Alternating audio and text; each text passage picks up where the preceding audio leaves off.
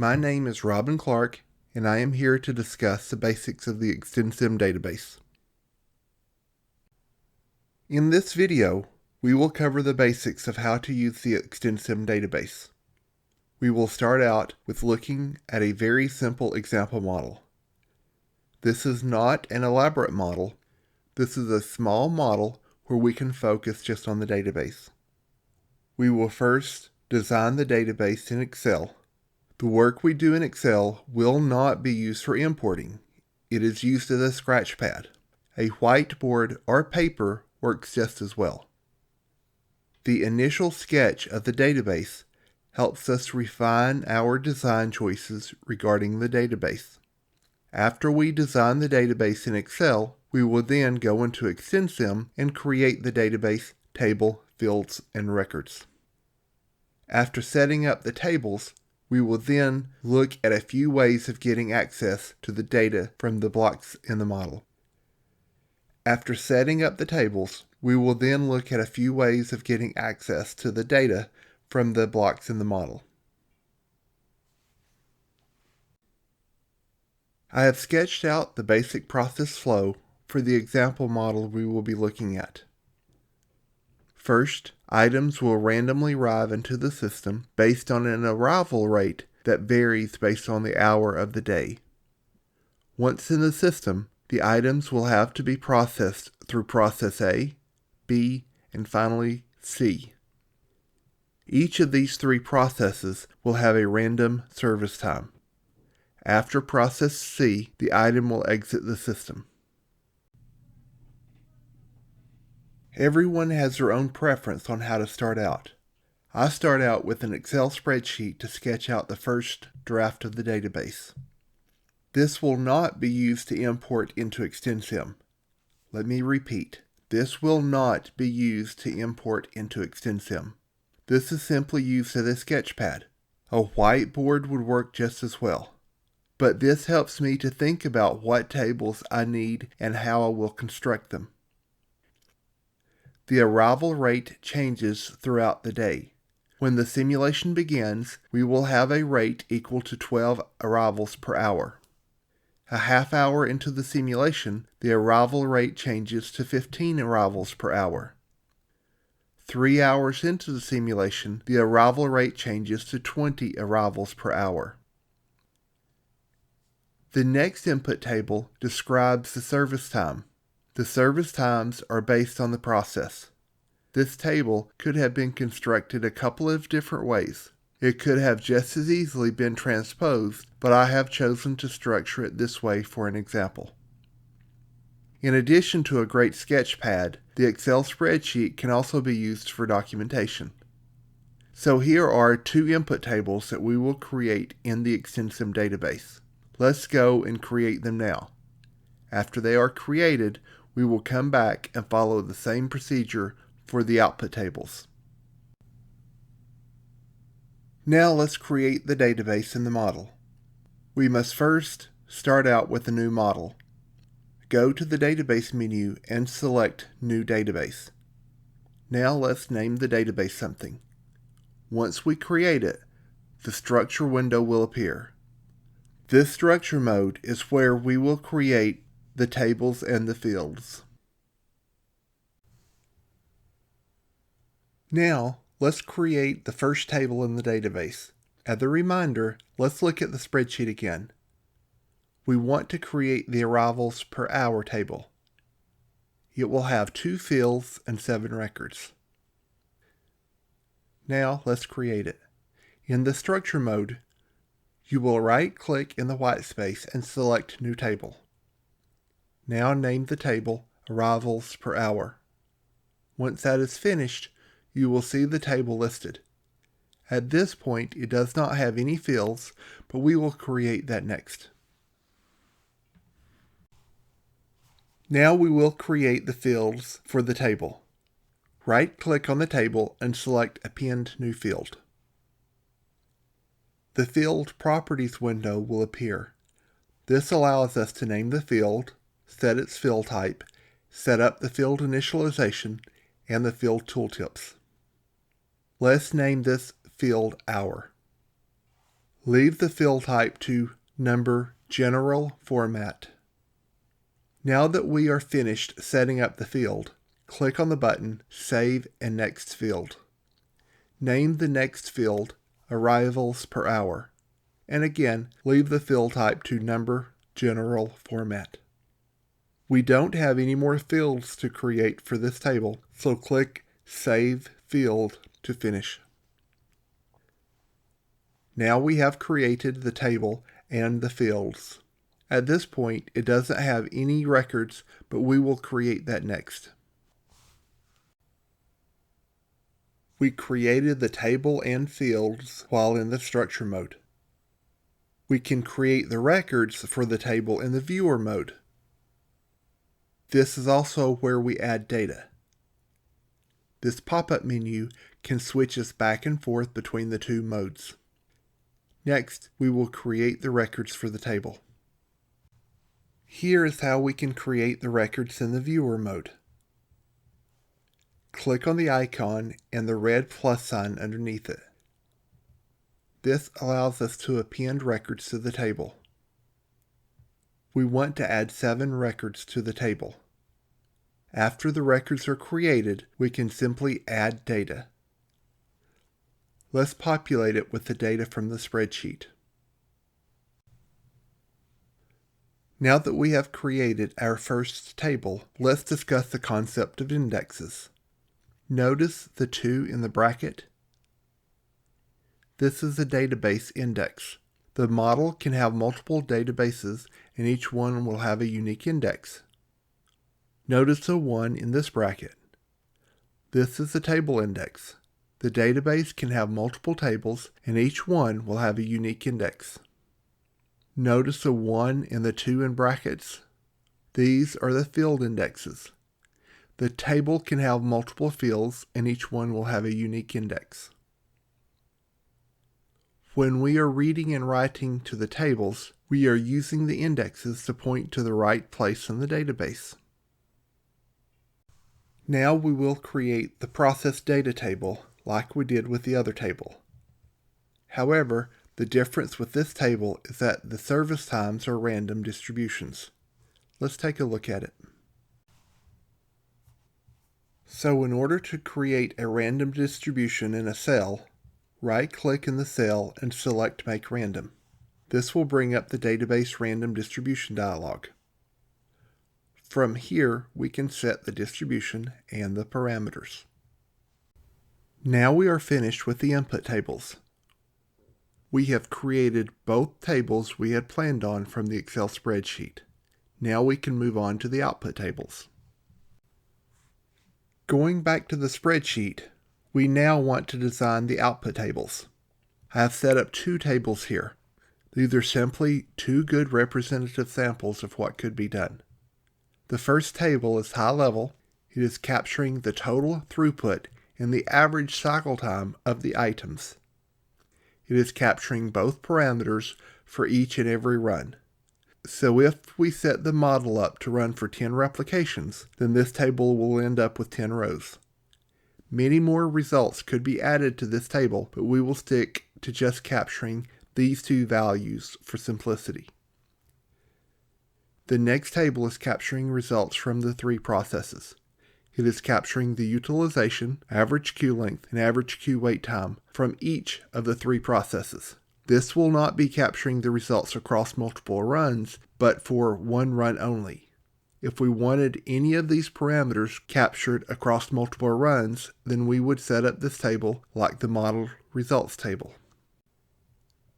This is the model results table. Creating this table was the same as the other 2 input tables, except for one task.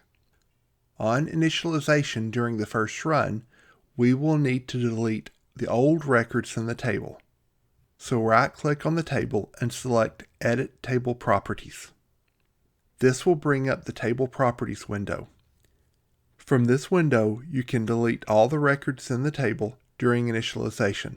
However, it should only be done on the first run during the multi-simulation run. This is a process results table. We need to initialize this table as well because it is an output table. However, this one is a little different than the model results table. We do not want to delete the records out of the table. If we deleted the records, then we would delete the record labels in this process column. We want to initialize the data in the 3 result columns. To do this, we want to double-click on the field Utilization in order to bring up the Field Properties window. Then, update the initializing properties so that it initializes to 0 at the beginning of each and every run. This should be done for the utilization field, the average queue length field, and the average queue wait field. Now we have completed the task of creating the database. At this point, we still have not created the model nor even laid a single block on the screen. This is normal. As I had mentioned before, it is a good practice to really think through the design of the input tables and the output tables during the initial documentation phase of the project. Now it is time to create the model. Let's review the model we need to build. It consists of an arrival process and 3 processes with the waiting lines in front of each of them. Here is the example model before adding the database elements. The model is really simple. The real purpose of this is to illustrate how to use the database. We do not want to complicate things with a complex model. The arrival rate construct has been built using this lookup table. It currently has the correct data in it. However, if this was in a large model with thousands of blocks, then finding this specific lookup table could be challenging. Using the database gives us an easy way to manage that data. Linking is one way to access the data in the database. It is fairly easy to set up. Do you notice the link button in the lower left corner of this table? Simply click on the link button to open up the link dialog. Here is the link dialog. For this data type, simply select the database, then select the table. Then when we are finished selecting the data to link, simply click the link button. Now you can notice that in the upper right corner of this table, in the blue box, it indicates it is linked to a database. With this setup, if I modified the data in the block, then it would automatically make the same changes in the database. And if you made the changes in the database, then it would also make those same changes in the block. This could not only be data changes, but also structure changes like modifying the number of records. The read block is another great way of reading data from the database. In order to read the data from the database, we must specify the database coordinates. We must select the database, table, field, and record. There are a number of nice features with the field and record selections. The field selection option allows you to select not just one single field, but you can also specify multiple fields like a range of fields. The record selection option has a similar feature which allows you to select multiple records simultaneously. We will use this feature when reading the service time. When using the read block, we must pay attention to the Options tab. This is where we will tell the read block when it should wake up. Typically, we want the read block to wake up and read at the start of the run. However, if we are reading something like the random service time, then we would want to wake up during the run when the downstream block asks for a value on the data out connector. But there are many other options here for the many different configurations in which we could use the read block. Be sure and spend some time reading about these options before you use the block yourself. Now, let's use the read block to pass the service time data into the process blocks. I have the read block hooked up here with the named connections going into the D connector of the activity. Let's open up the read block to see how it's hooked up. First, we pick out the database and table to read from. In this case, the table we need to select is the process data. You can see the table in the viewer. Next, we select the field to read from. The field will be the service time field. Finally, we want to select the record. In this case, we want to select multiple records because we want to select all 3 records in the table. By selecting multiple records, it gives us one connector per record. The first connector corresponds to record 1, the second connector corresponds to record 2, and the third connector corresponds to record 3. Now that the data has been selected, we want to go to the Options tab to specify when the data should be read. In this case, we want to read the table during the run when the Data Out connector receives a message. Let's look at the write block. It is similar to the read block, however, it is writing data into the database instead of reading data from the database. In order to write data to the database, we must specify the database coordinates just like we did with the read block. We must select the database, table, field, and record. Just like the read block, there are a couple of nice features with the field and record selections. The field selection option allows you to select not just one single field, but you can also select multiple fields, like in a range of fields. The record selection option has a similar feature which allows you to select multiple records simultaneously. When we use the read block, we use the feature where we read multiple records. With the process results and model results table, we will be using the feature where we read multiple records simultaneously. When using the write block, we must pay attention to the Options tab. This is where we tell the write block when it should wake up and write data into the database. Typically, we want the write block to wake up and write at the end of the simulation. However, there are situations where we might want it to write during the run or even at the beginning of the run. Be sure and spend some time reading about these options before you use the block yourself. There are more options we will use with the model results table. For the model results table, we will use the option to set the record number based on the run number, as well as having it expand the number of records in the table if necessary. The next table we want to work with is the process results table. We want to capture the utilization, average queue length, average queue wait time of all 3 processes.